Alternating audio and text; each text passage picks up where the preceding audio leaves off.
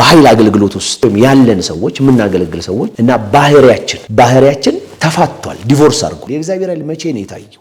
እነሱ ደግሞ መተው ከሱ የተሻለ ፐርፎርም ማድረጉ እኮ በተለያዩ እንትኖች አሁን ፐርፎርም ማድረግ በኃይል እንትን እየተጨበጨበለት ነው።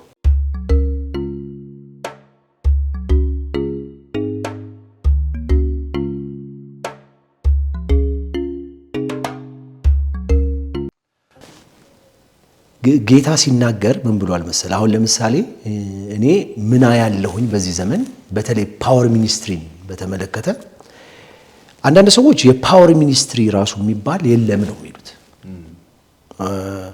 ከስጦታ አንፃር ስትመለከት አሁን ለምሳሌ የኃይል ስጦታዎች አሉ። ተአምራት የማድረግ የመፈወስ እነዚህ የኃይል ስጦታዎች ነው የምንላቸው፣ መካድ የለብንም።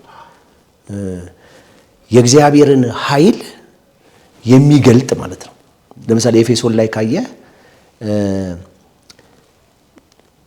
ጳውሎስ ለኤፌሶን ሰዎች የሚጸልይላቸው ጸሎት አለ። ሁለት ጸሎት አለ። የመጀመሪያው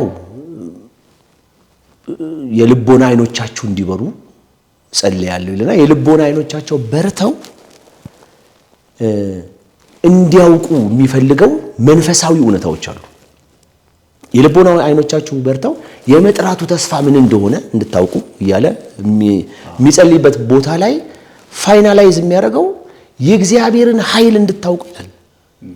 ስፔሻሊ የትንሳኤውን ኃይል የትንሳኤውን ኃይል እንድታውቁና የእግዚአብሔር ኃይል አሁን ለምሳሌ በምድር ላይ ካሉ ኃይሎች በጣም ትልቁ ኃይል የሞት ኃይል ነው። እዛው ክፍል ላይ ስትመለከቱና የሞት ኃይል በጣም እኮ ነው የሚል በጣም ትልቁን ሰውዬ ፕሮፌሰር ከለ የምትለውን ሰውዬ ከሞተ በኋላ እኮ ፕሮፌሰሩ ወጥቶ አይደለም የምትለው አስከሬን ወጥቶ ሁሉም ባዶ ያደርጋል። እና ይሄን የሞት ኃይል ያሸነፈ ደግሞ ጌታ ነው የምናመልከው እኛ። ስለዚህ የእግዚአብሔር ኃይል የተገለጠው ፍጥረትን ሲፈጥር ፀሐይን ከዋክብትን ሲዘረጋ ሳይሆን ክርስቶስን ከሙታን ሲያስነሳው ነው። የእግዚአብሔር ኃይል ታይቷል ይላል። የእግዚአብሔር ኃይል መቼ ነው የታየው? ኢየሱስ ክርስቶስን ከሙታን ሲያስነሳው ከብርታቱ ጉልበት ይላል። የብርታቱ ጉልበት ይታያል ይላል። እና ከኃይላት ከስልጣናት በላይ አድርጎ በአብ ቀኝ አስቀመጠው ይላል።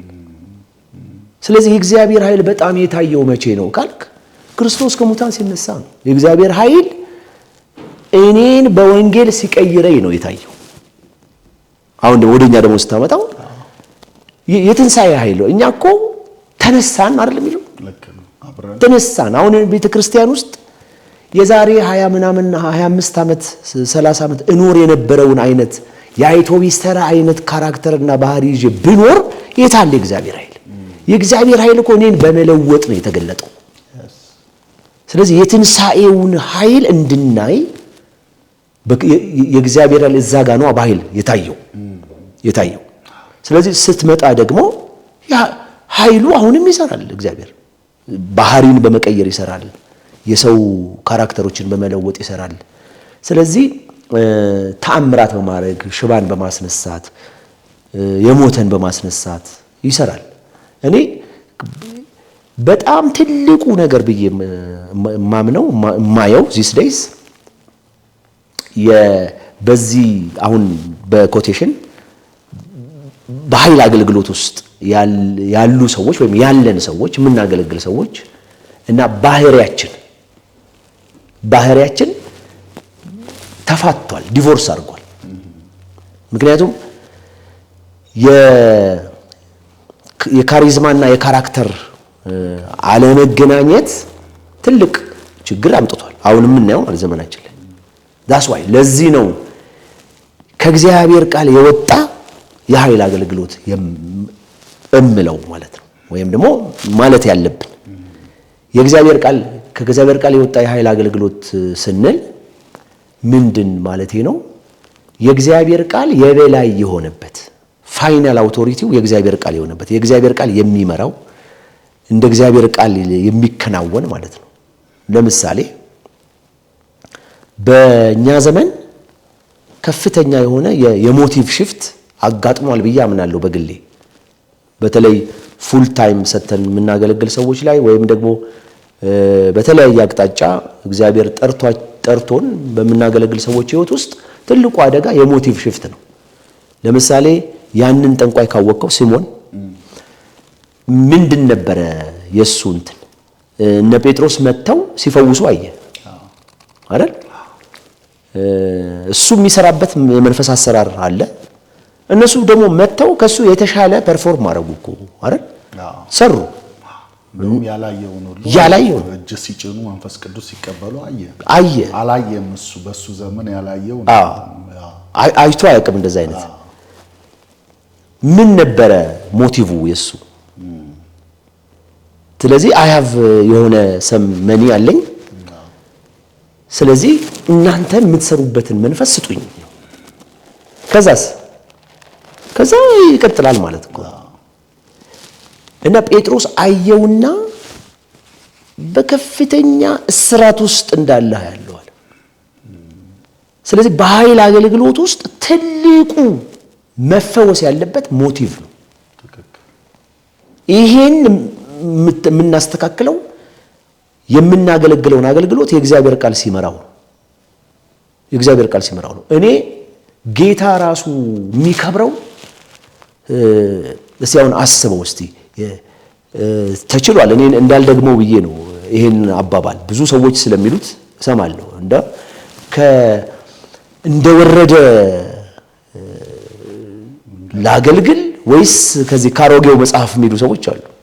ስለዚህ እኔ እያልኩ ያለሁት ካሮጌው መጽሐፍ የሚወጣ የኃይል አገልግሎት የማያገረሽ ፈውስ ያመጣል ብዬ አምናለሁ። የማያገረሽ ፈውስ የሥጋ ብቻ አይደለም፣ ሆሊስቲክ ስለሆነ ሁለንተናን የሚፈውሰው ከእግዚአብሔር ቃል የሚወጣው ነው። እና እኔ እግዚአብሔር በጣም በዚህም ዘመን እማንክደው ብዙ አገልግሎቶች አሉ። ሁሉንም ዲስከሬጅ ማድረግ አልፈልግም። እኔ ግን የእግዚአብሔር ቃል የበላይ የሆነበት ጌታ ኢየሱስ ክርስቶስ ማዕከለኛ የሆነበት አይደል? ክራይስት ሴንተርድ የሆነ ባይብል ቤዝድ የሆነ ፕሬየር ቤዝድ የሆነ የኃይል አገልግሎት ያስፈልገናል እንጂ እንደ ፐርፎርም እንደማድረግ። በነገራችን ላይ ይሄ በፈውስ አገልግሎት ብቻ ሳይሆን በዝማሬም በተለያዩ እንትኖች አሁን ፐርፎርም ማድረግ በኃይል እንትን እየተጨበጨበለት ነው። እኔ አምልኮ ከውጪ ወደ እኔ የሚገባ ነገር አይደለም፣ ኢንሳይድ አውት ነው ላይፍ። ለዚህ ነው የእግዚአብሔር ቃል በሙላት ሲኖርብህ እምነት ይኖርሃል። በእምነት የምትሰጣቸው አገልግሎቶች ይኖራሉ። ወደዛ መምጣት መቻል አለብን። ቆሜ የአንድ ሰው ትንቢቱ ራሱ የሚመጡት ነገሮች ራሱ በእግዚአብሔር ቃል ነው መፈተሽ ያለባቸው በሙሉ። እና እንደው ሰብሰብ ላድርግ ብዙ እንትን እንዳልን እዚህ ውስጥ በሐሳቤ በጣም ስላለ እንደው ሁሉንም እንዳላወራ እንደው ሰብሰብ ላድርግና ባጭር ቃል ከእግዚአብሔር ቃል የሚወጣ የኃይል አገልግሎት ነው የሚያስፈልጋት ቤተክርስቲያን በዚህ ዘመን እምለው ለዛ ነው። የመጀመሪያው ክርስቶስን ማዕከል ያደረገ አይደል? ለምሳሌ የምናገለግላቸው ሰዎች መፈወሳቸውን ብቻ ሳይሆን የነሱ ጉዳይ የሆነ መስተካከሉን ብቻ ሳይሆን ነው ወይ ነው አሁን እሱም ብቻ ሳይሆን ማየት ያለብን መለወጣቸውን አይደል? መለወጥ ላይ ያተኮረ። ለምሳሌ የሳኦል አገልግሎትን የሳሙኤል የነብይነት አገልግሎትን ስትመለከት ሳኦል አለ። እግዚአብሔር ለንግስና የሚፈልገው ሰው ነው። አህያ ጠፍቶበታል አይደል? ሳሙኤል ደግሞ አለ። ሳሙኤል ነብይ ነው እኮ እንዲያውም ከዳን እስከ ቤርሳቤ ቃሉ ጠብ የማይል ነብይ ነው፣ የተመሰከረለት ነብይ ነው። በሱ ዘመን እንደዛ አይነት አልነበረም። በዚህ አገልግሎት ውስጥ ሄዷል ሳኦል። የጠፋውን አህያ ሊጠይቅ ነው ሄደው እና የእግዚአብሔር ኢንቴንሽን ግን ምን ነበረ? የጠፋው አህያ እንዲገኝለት አይደለም። እሱ ዋና ጉዳይ እንዳልሆነ ሳሙኤል ራሱ ይነግራል፣ መጽሐፉ ራሱ ይነግራል። ገና ሳኦልን ሲያገኘው ሳሙኤል ያለው ምንድን ነው? ልብህን የጣልክበትን ነገር ተወው፣ ተገኝቷል ያለው። ኢምፖርታንቱ እሱ አይደለም እኮ ዋናው ጉዳይ ልብህን የጣልክበት አይደለም። አንተ ግን ለሌላ ጉዳይ ትፈልጋለህ አይደል? ስለዚህ የኃይል አገልግሎቶች፣ የትንቢት፣ የፈውስ፣ የዴሊቨረንስ አገልግሎቶች ከእግዚአብሔር ቃል ሲወጡ የእግዚአብሔር ቃል ሲመራቸው አህያ አስገኝተው አያበቁ። ሰውየው ለእግዚአብሔር ሐሳብ እንዲገኝ ያደርጋሉ። ለዚህ ነው ሳኦል ልብህ የጣልክበትን ጉዳይ ተገኝቷል፣ ይልቅ አንተ ለንግስና ትፈልጋለህ ብሎ ሲሸኘው ራሱ ስትወጣ የነቢያት ጉባኤ ያገኝሃል ብሎታል እኮ አይደል? የነቢያት ጉባኤ ያገኝሃል። ከዛ በኋላ ከነሱ ጋር እንደ አንዱ በነቢያት ጉባኤ ውስጥ ቁጭ ብለህ እልልና አሜን ትላለህ አይደለም ያለው። ከነሱ እንደ አንዱ አብረህ ትንቢት ትናገራለህ። ለዚህ ነው ወደ ኃይል አገልግሎት ውስጥ ስንመጣ፣ ወደ ጸሎት አገልግሎት ውስጥ ስንመጣ የጸሎትን መንፈስ መካፈል መቻል አለብን። እኛ ወደ ጸሎት መምጣት መቻል አለብን። ይሄን ለማድረግ በጣም በዋናነት የቃሉ የበላይነት ያስፈልጋል። የእግዚአብሔር ቃል ብዙ ትምህርቶች አሉ። ይሄን በተመለከተ ማጥናት መማር የምንችላቸው ብዙ ትምህርቶች አሉ። እንዴት የእግዚአብሔር ቃል የበላይ የሆነበትን አገልግሎት ስትመለከት የምታየው ፈውስ ራሱ ጥያቄ አይፈጥርብህም። የሚመጡ መልእክቶች ጥያቄ አይፈጥሩብህም። እና የእግዚአብሔር ቃል የሚገዛው ሴንተር ክራይስት ሴንተር የሆነ ባይብል ቤዝድ የሆነ አገልግሎት ያስፈልገናል። እኔ ጸሎቴ ይሄ ነው። የሚጸልይ ፐርሰናል ህብረት ከጌታ ጋር የሚያደርግ ምእመን የምንፈጥረው ያኔ ነው እንጂ ስትመለከት እኮ ሰው እነ ጴጥሮስ የሞተ ሽባ ሲያዘልሉ ሲያይ አማልክት በእኛ መካከል አለ አሉ ሰዎቹ። ምንድን ነው ያደረጉት? ይሄን ያደረግነው በእኛ ችሎታ አቅም አይደለም። ይሄ የሆነው እግዚአብሔር ከሞት ባስነሳው በኢየሱስ ነው አሉ። ስለዚህ ተፈውሼ ኢየሱስ ጌታ ነው የሚል መንፈስ ካልወረሰኝ አይደል? ንግዴ ተስተካክሎ እግዚአብሔርን የሚያከብር ህይወት ካልኖርኩ በጣም አስቸጋሪ ነው የሚሆነው። ስለዚህ ስንጀምር ስንጨርስም የእግዚአብሔር ቃል የበላይ መሆን አለበት። ቃሉ የሚለውን ብዙ የፈውስ ትምህርቶች አሉ፣ የተለያዩ ነገሮች አሉ እና የሚመልሱ ወደዛ ነው። የባህሪ ለውጥ እንድታመጣ የሚያደርጉ እነሱ ናቸው። እንደው አሁን ባለው ጊዜ እንደዚህ አድርጎ እንትን ማለት ባንችልም ግን ባጭር ቃል ግን የእግዚአብሔር ቃል የሚገዛው ከእግዚአብሔር ቃል የወጣ እኔ ለምሳሌ ፐርሰናሊ ብትጠይቀኝ ጠርተኸኝ መድረክ ላይ ጸልይ ከምትለኝ ሰብኬ ብጸልይ የተሻለ ነገር አያለሁ።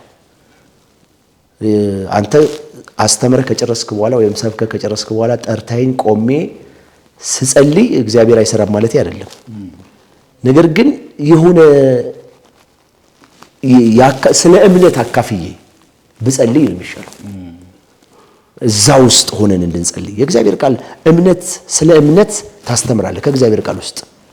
ስለዚህ እምነት ምንድን ነው በእግዚአብሔር ቃል የሚለውን በትክክል ካስተማርክ በኋላ ለሰውየው እኮ እጅ መጫንም አያስፈልግም። አንዳንድ እኮ አገልግሎቶች የምናያቸው ሰዎቹ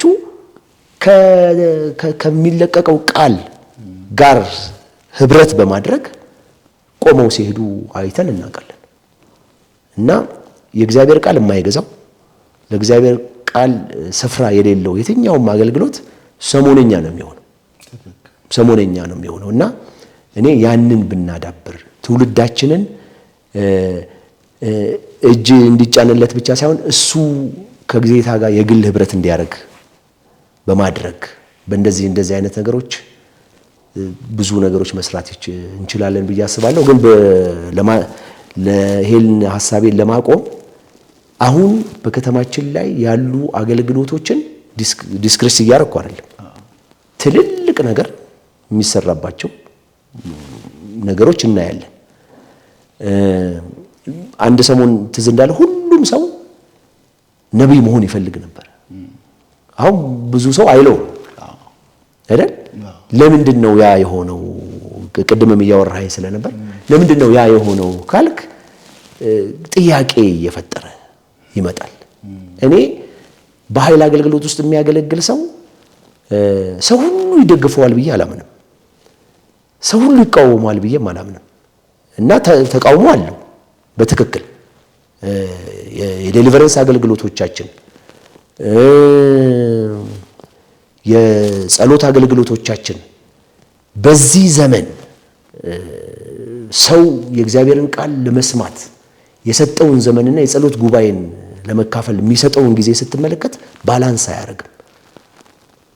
አያደርግም እና ሰጪው ላይ ትኩረት ስጦታው ላይ ሳይሆን ሰጪው ላይ ትኩረት ያደረገ እንቅስቃሴ እንዲኖረን የእግዚአብሔርን ቃል ማስተማር ያስፈልጋል። ሰው ጸሎት ሲጀምር የሚመጣ ከሆነ ጉባኤ ውስጥ የእግዚአብሔር ቃል የበላይ አይደለም ማለት ነው። ቃሉን ፈልጎ የሚመጣ ትውልድ ያስፈልጋል። ቃሉ ጠምቶት ቃሉ ርቦት አይደል? ብዙ ደግሞ በዚህ ውስጥ ያለፉ ያገለገሉ ትልልቅ እግዚአብሔር የሰራባቸው ሰዎች እንዳሉ አምናለሁ። እኔ ይሄ እንዲሆን አስባለሁ። አንዳንዴ የእግዚአብሔር ቃል ብቻ ብለህ ይሄ 1 ነጥብ 2 ነጥብ 3 ነጥብ ብለን ማቆምም እሱም የእግዚአብሔር ቃል ነው ብዬ አላምንም። ባላንስ ማድረግ ያስፈልገናል። የእግዚአብሔር የኃይል አገልግሎት ደግሞ ጸሎት ብቻ ነው ብዬም አላምንም። ኃይል እኮ ለምሳሌ የእግዚአብሔር ቃልን ከፍቶ እንዲያነብ ካደረገው እኮ ኃይል ነክቶታል ማለት ነው ሰውየው። ስለዚህ ይሄ በጣም ወሳኝ ነገር ነውና የጠፋብንን አህያ ብቻ የሚያፋልግ እኛ ወደ እግዚአብሔር ሐሳብ ወደ እግዚአብሔር ፍቃድ እንዳንጠጋ የሚያደርግ የኃይል አገልግሎት የለም ባይብል ውስጥ ለማለት ነው። በጣም ትልቅ ነገር ነው። በተለይ ዘመናችንን መቃኘት አለብን። አገልጋዮችም ራሳቸው ማየት አለባቸው። እንደ ቤተ ክርስቲያን መሪዎችም ይህንን አገልግሎት በተመለከተ ሊይዙት የሚገባውን አቋም ነው የገለጽከውና ደስ ብሎኛል በጣም። እኔ በተለይም ያስቀመጥከው አንደኛ ይሄ አገልግሎት አስፈላጊ መሆኑ ለወንጌል በር እንደሆነ ከሰዎቹ ከፈውስም በፊት ከፈውስም በኋላ የሚያሳየው ክራይስት መሆን እንዳለበት መጽሐፍ ውስጥ ያየናቸውን በሙሉ ስትነግረንም እንደነበረው እናንተ የሰቀላችሁት ኢየሱስ ክርስቶስ እግዚአብሔር ከሙታን አስነሳው ብሎ ይሄን ያደረገው የሰውየው መነሳሳት የተነሳውን ኢየሱስን ተመልከቱት። በዚህ ውስጥ ኢየሱስ ተነስቷል ነው መልእክት። ይሄ እኮ ከብሉይ ኪዳን መጽሐፍትም ጀምሮ እኮ ስታይ ለምሳሌ አሁን የኤልያስን ጸሎት ውስጥ ተመልከተው። ኤልያስ እኮ የጸለየው ምን ብሎ ነው? ሲጸልይ ቅድሚያ ሰጥቷል ለነሱ አይደለም? እናንተ ጥሩ አማልክታችሁን ብሎ ቅድሚያ ሰጥቷል። ከዛ በኋላ የተፈጠረ ነገር የለም። በጣም የሚደንቀኝ ነው የኤልያስ ጸሎት ውስጥ ኃይል የለም እንዴ? አለ እኮ። ስለዚህ ምንድነው ያለው ኤልያስ ሲጸልይ? በእስራኤል ሌላ አምላክ እንደሌለ ይታወቅ ዘንድ አለ። ማለት ይሄ ክራውዱ የተሰበሰበው ክራውድ ባዕል አምላክ እንዳልሆነ እንዲያውቅ አይደል? እግዚአብሔር ብቻ ውሃ የሚሰጥ ዝናብ የሚሰጥ ሰማይ የሚከፍት የሚገል የሚያድን ሌላ ጌታ እንደሌለ። ይሄ ብቻ አይደለም እኮ ጸሎት የምትሰማ አምላክ አንተ ብቻ እንደሆንክ ነው እኮ። አልሰማቸውም እኮ እነሱ። ጸሎት የምትሰማ አምላክ አንተ ብቻ እንደሆንክ ይሄ ጉባኤ እንዲያውቅ እኮ ነው። አልቲሜት ግቡ እግዚአብሔር እንዲታወቅ ነው እኮ። እንዲሆን እዚህ የተሰበሰበው ሰው በሙሉ ሲሰዋለት ሲጮህለት የነበረው ጣዖት አምላክ እንዳልሆነ ያውቅ ዘንድ ያምን ዘንድ ተገዶ ማለት ነው። ያምን ዘንድ አንተ ደግሞ ብቸኛ አምላክ እንደሆንክ ይታወቅ ዘንድ እሳት ከሰማይ ትወርዳል። ሰማው እግዚአብሔር። ስለዚህ በዚህ በተገለጠው ነገር የከበረው እግዚአብሔር ነው። እግዚአብሔር ታወቀ። የትኛውም አገልግሎት በተለይ የኃይል አገልግሎት ብለን የምንጠራቸው ነገሮች እግዚአብሔር በከተማው እንዲታወቅ የመጀመሪያው ግብ እሱ ነው። ከዛ የህይወት ለውጥ ነው። እኔ ልነገርኩ ከዛሬ 20 25 ወይም 23 ዓመት በፊት ጠዋት ስነሳ እጄ እንዲህ እንቀጠቀጥ ነበር። ዊድ አጨስ ስለነበር ማለት ነው። አሁን አይንቀጠቀጥም። ለምን ካልከኝ እግዚአብሔር ፈውሶኛል፣ ከሱስ ነፃ አድርጎኛል። የእግዚአብሔር ኃይል ተገልጧል በሕይወቴ አይደል? ስለዚህ የእግዚአብሔር ኃይል እኛ ከሚታዩ ነገሮች ብቻ ሳይሆን ከካራክተር ጋር ከባህሪ ጋር ይሄ እኮ ትዳር ውስጥ ይገባል። ለዚህ እኮ ነው የመንፈስ ቅዱስ ሙላትን የሚያወራልን ኤፌሶን እኮ ዝም ብለህ ስታነበው እኮ ስለ መንፈስ ቅዱስ ሙላት የሚያወራ ኮንቴክስት ውስጥ እኮ ነው ስለ ጋብቻ ስለ ልጆች የሚያወራው አይደል? በመንፈስ ቅዱስ የተሞላች ሚስት ምን አይነት ኑሮ መኖር እንዳለባት ነው የሚያወራው። ኮንቴክስቱ እኮ የኃይል ነው። በመንፈስ ቅዱስ የተሞሉ ልጆች እናትና አባት ያከብራሉ እኮ ነው የሚለው። እና ስለ ኃይል ያለን መጽሐፍ ቅዱሳዊ እንትን እንዲህ እንደው ከተሳሳትኩ ታረማለሁ። ብዙ የተሳሳተ ይመስለኛል እኔ። ኃይልን የተረጎምንበት መንገድ በራሱ ትክክል አይደለም በራሱ። ስለዚህ ኮንቴክስቱን ስታይ የኤልያስን ስትመለከት የኤልያስን ጸሎት ነው አንስተናል። እግዚአብሔር አምላካችን ጸሎት የሚሰማ አምላክ እንደሆነ ይሄ እኮ አዲስ ኪዳን ላይ እኮ ተጸልየዋል። ኢየሱስ ለደቀ መዛሙርቶቹ ጸሎት ሲያስተምር ያስተማረው የመጀመሪያ አባታችን ሆይ በሰማያት የምትኖር የሚለው ትራንሴንደንት የሆነውን አምላክ አይደል? ሩቅ ሙጡቅ የሆነውን አምላክ እንደው የቆሎ ጓደኛችን አይደለም። እግዚአብሔር በሰማይ ነው የሚኖረው እና ሬቨረንስ እንዲኖር አይደለም። ከዛ በኋላ ደግሞ ያ ትራንሴንደንት የሆነው አምላክ ሴም ታይም ደግሞ አባት ነው። በጣም ቅርብ ነው። ኤሚነንት ነው፣ ቅርብ ነው። በዚህ እንትን ውስጥ ሆነ የምትጸልዩ ጸሎት ነው ያስተማረን። ስምህ እንዲታወቅ በእስራኤል ሌላ አምላክ እንደሌለ የሚለው ሰው ስምህ ይቀደስ የሚል ደግሞ ማቴዎስ ላይ እናገኛለን፣ ሌሎች ወንጌላት ላይ እናገኛለን። የኔ የጸጋ ስጦታ ጌታ ኢየሱስ ጌታ መሆኑን መናገር አለበት።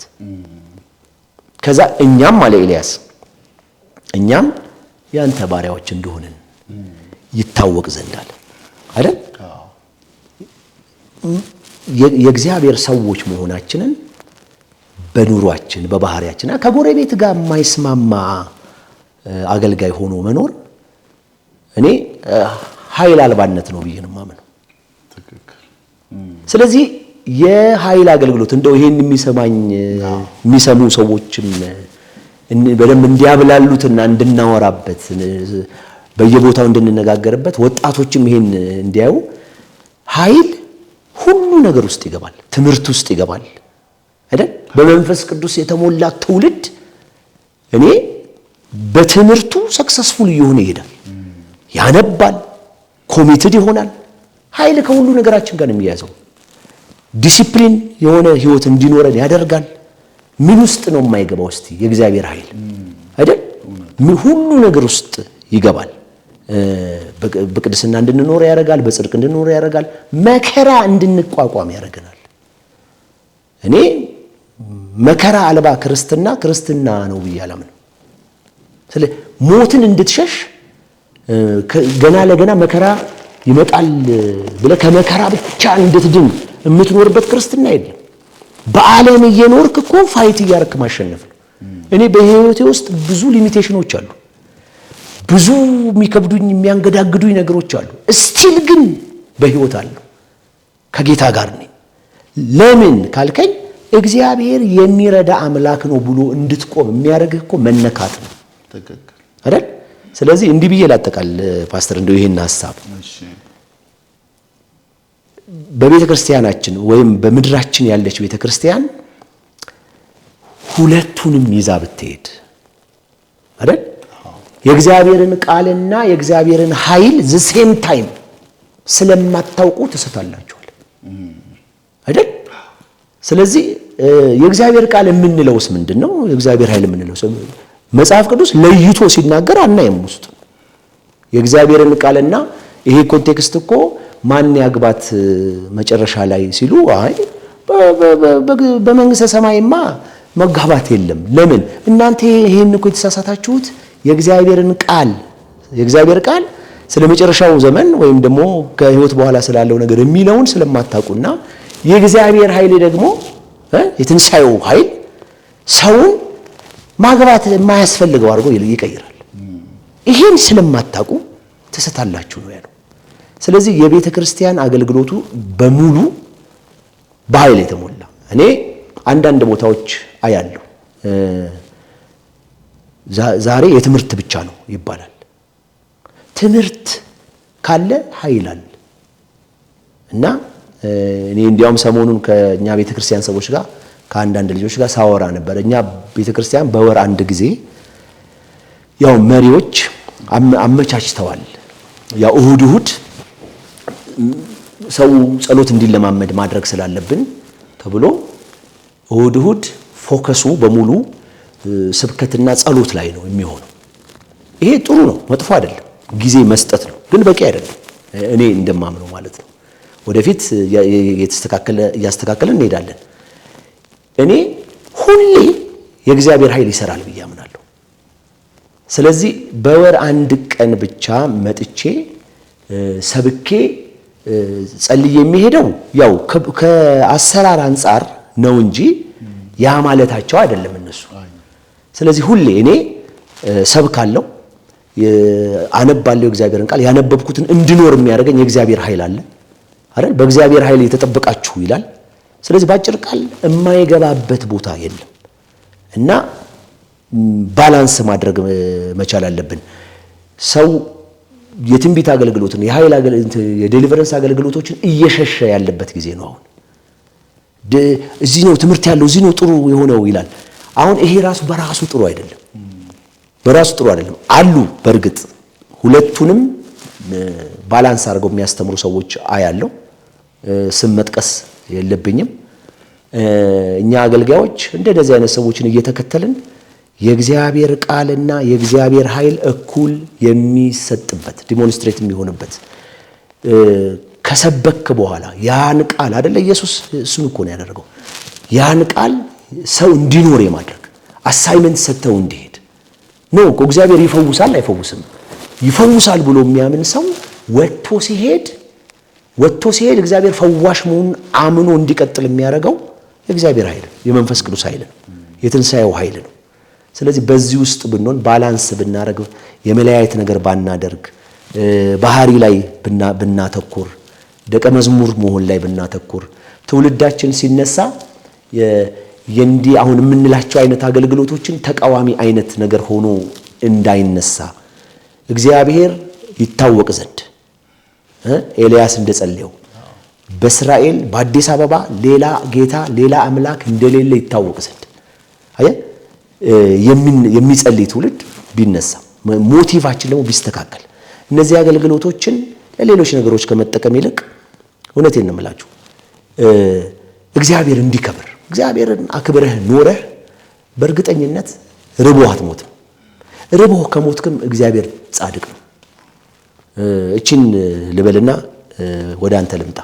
ለምሳሌ በእኛ ዘመን እነዚህ አይነት አገልግሎቶች የፋይናንሻል እንትን ላይ ብቻ ትኩረት እያደረጉ መሆናቸውን ብዙ ሰዎች ይናገራሉ። እኔ ሰሞኑን የማነባትን ነገር ልንገርህ።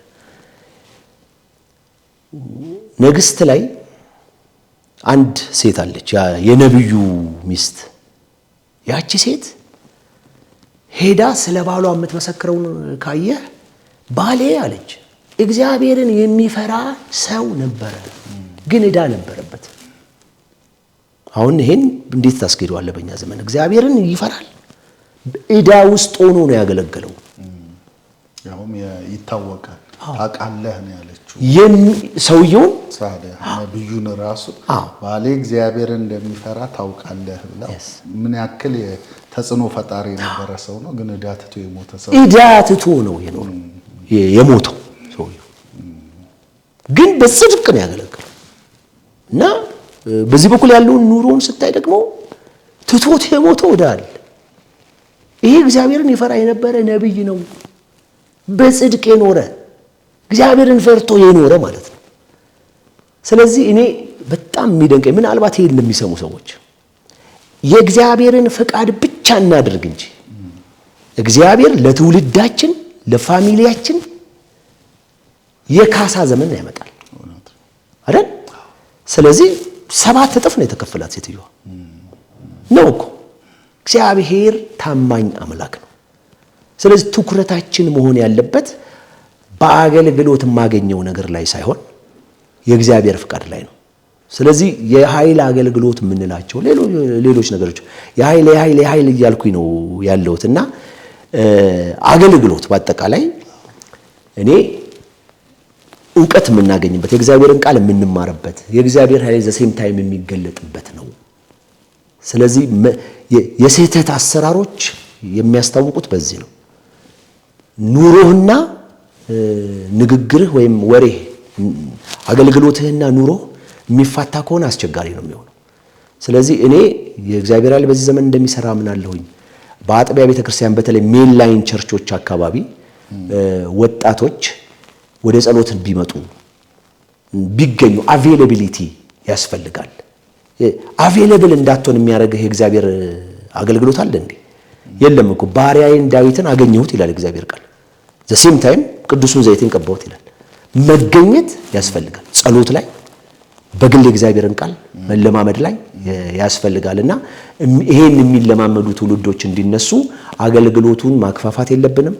ባላንስ አድርገን መቀጠል አለብንና የእግዚአብሔር ቃል የበላይ በሆነበት ጊዜ ሁሉ የእግዚአብሔር ክብር ይገለጣል።